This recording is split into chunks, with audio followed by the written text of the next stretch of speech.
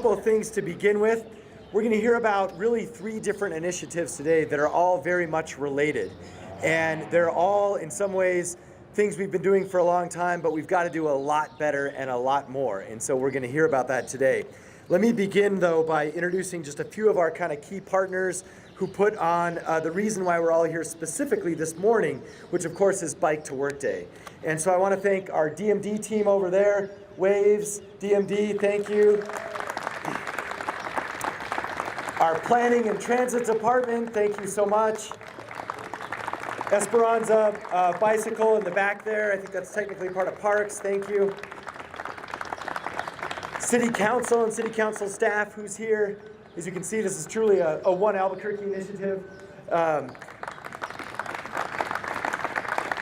And the Council of Governments, also part of this. Thank you, Council of Governments. NMDOT, that's our Transportation Department, also a participant as well. APS is here too. We're going to hear from them a little bit later. And of course, Vision Zero Albuquerque, which we're going to be talking about. And Bike ABQ, thank you.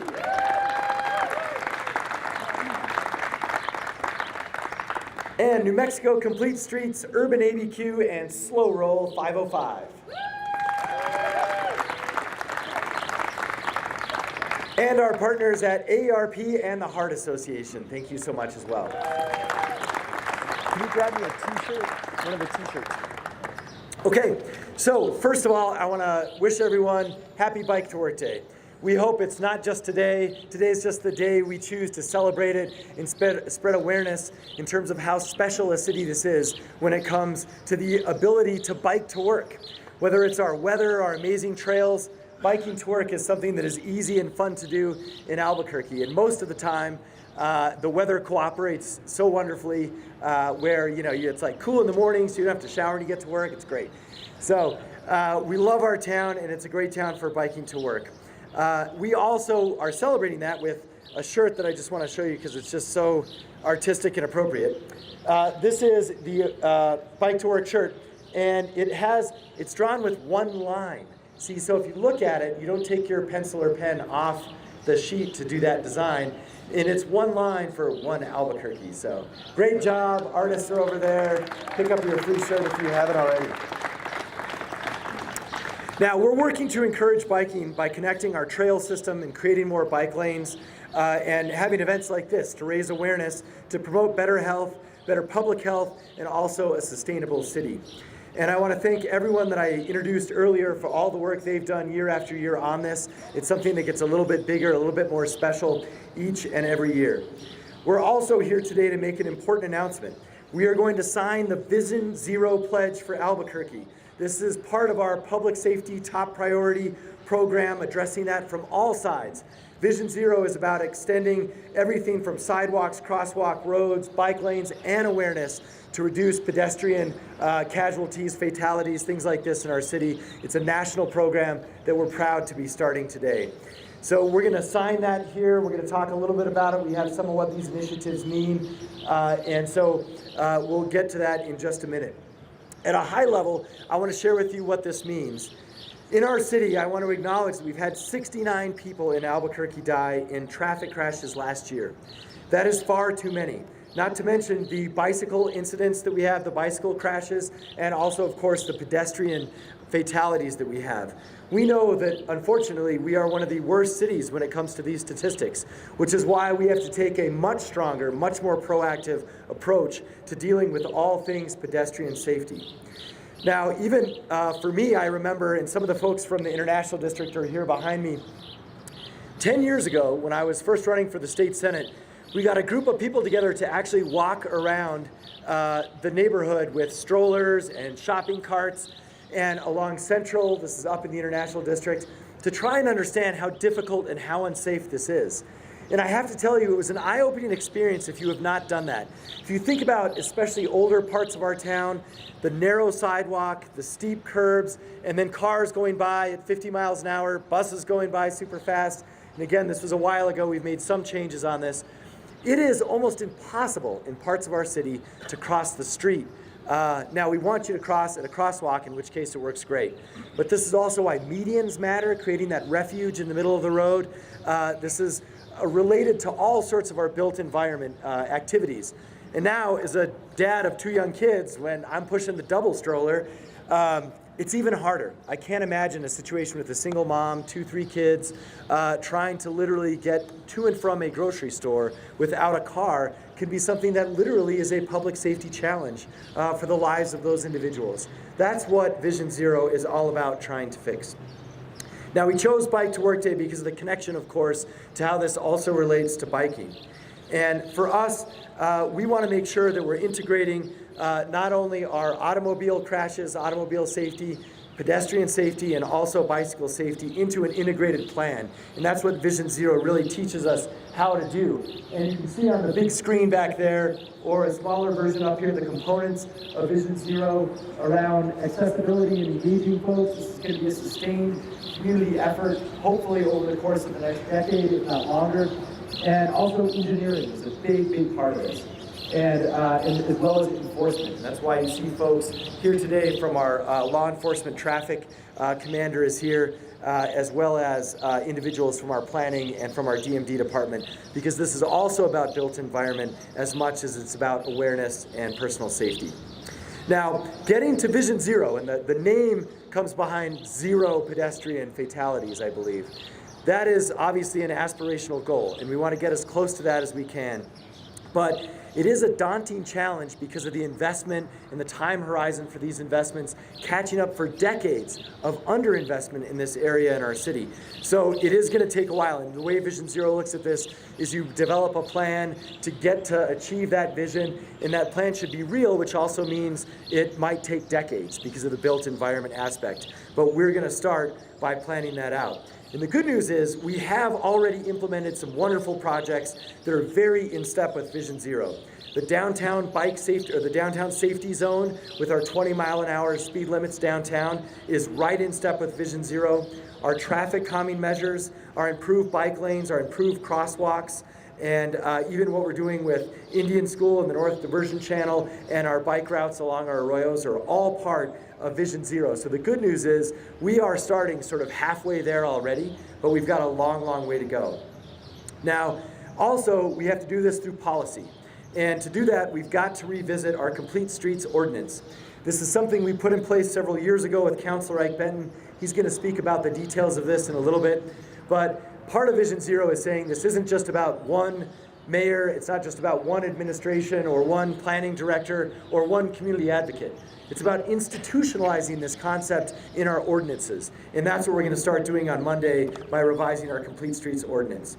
So, over the next year, we're going to work to develop our Vision Zero action plan, and we are going to demonstrate leadership when it comes to an ongoing commitment, especially as well around an equity and engagement focused lens to make sure we're dealing this in the neighborhoods that need it the most, where the most walking takes place and where the most historical underinvestment has taken place.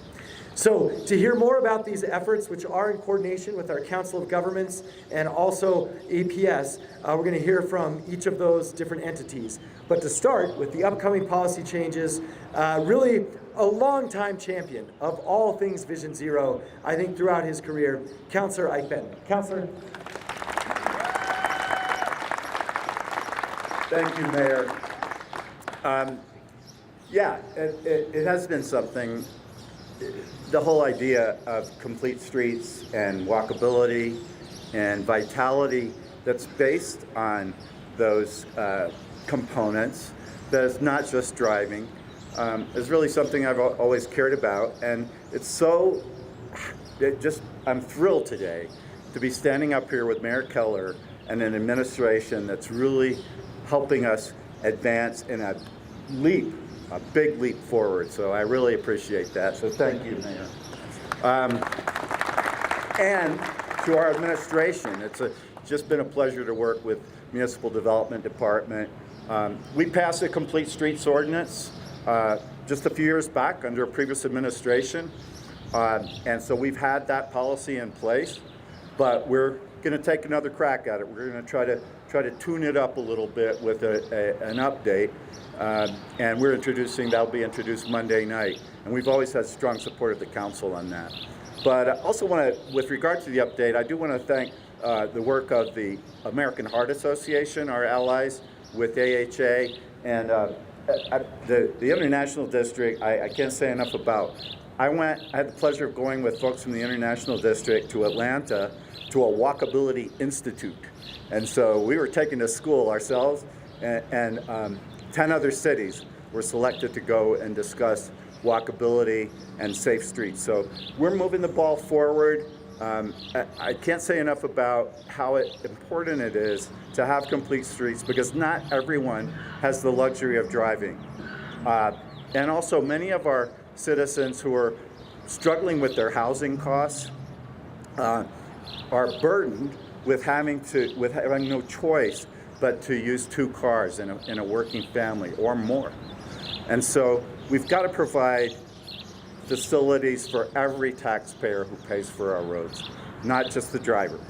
And we have to all remember to share the road, because cyclists and of course pedestrians have just as much right to the road, and transit users have just as much right to the road as a driver. So we've all got to do our part and follow rules and signal properly, whether you're on a bike. If you're a pedestrian, cross at an intersection, which is the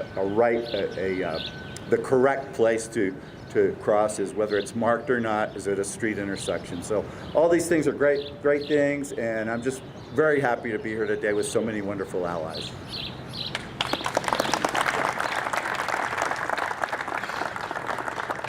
It's the extra bonus with Councilor Benton. You get a architect on City Council, and you get a lot better planning in architecture. So, all right, now to talk about some of the initiatives and perspective from the Council of Governments, we have the Executive Director of Council of Governments, DEWEY is here. And they've been working on this a lot longer than us. So we're glad to finally partner. Thank you. Thank you, Mayor. And thank you to everybody that's here. I want to thank Mayor Keller for the opportunity to be part of this, the city's pledge for this Vision Zero movement. If our region is going to see decreases in challenging statistics surrounding crashes, especially vulnerable users like pedestrians and bicyclists, a new bold vision is needed. And I think Vision Zero is that new bold vision. It's no secret that our staff at the Mid-Region Council of Governments collects a lot of data that is used to help in developing transportation plans for our region. One of the plans that was developed at the Council of Governments is the Regional Transportation Safety Action Plan, or Route SAP as it's referred to.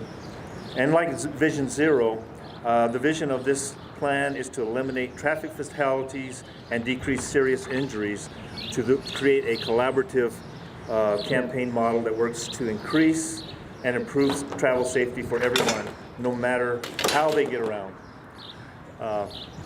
And also to provide equitable mobility to all. And it's also important to note that to address crashes, it takes a multidimensional approach, from street design to enforcement, as well as policy, to realize a true change over time. All of this adds up to the benefit of citizens of the city and the entire region. I envision that this system will not only help create a shift in the mindset that no loss of life is tolerable. We need to really look at it that way. But also help us to achieve the Vision Zero goal of reducing fatalities and serious injuries on our roadways. I believe that the day is now closer because of today's announcement. So again, I want to thank the mayor, the council that supports this for the city, and their continued efforts in realizing this truly collaborative effort will serve the citizens of our area for years to come. And the Council of Governments is really proud to be part of this plan. So thank you, Mayor.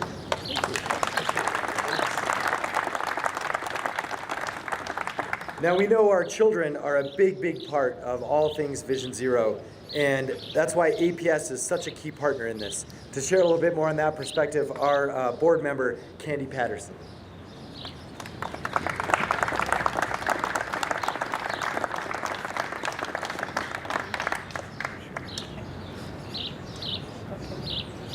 Good morning. Isn't that a beautiful morning? Don't we have this beautiful turquoise skies here in Albuquerque? Anyway, so what I want to talk to you about, and I want to thank the mayor, and I want to thank Mr. DEWEY from Mr. Khan, of which we are a part of. So what I want to say is that we will fill in the gap for teaching our children how to navigate the infrastructure for pedestrian and bicycle safety. We're currently doing that. And so as working together, envisioning the Vision Zero, we will do the visioning for 143 schools in the district. That is huge. But bigger than that is really the partnership that we have with the City of Albuquerque and Mr. Cog. And so with that, we will look forward to great outcomes for our children, our families, and our community. And I look forward to working with them. We all look forward to working with them as part of the Albuquerque Public Schools. And thank you, and go Albuquerque. All right.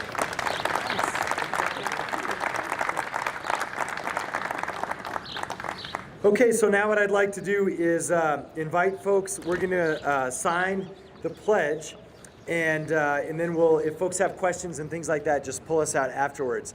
So, and we want to ask, I'll sign kind of the main line, and then anyone else who would like to sign it, we're going to kind of keep this as a keepsake and a reminder of our commitment. So especially as you groups, folks behind me, feel free to join in. So, it's right here.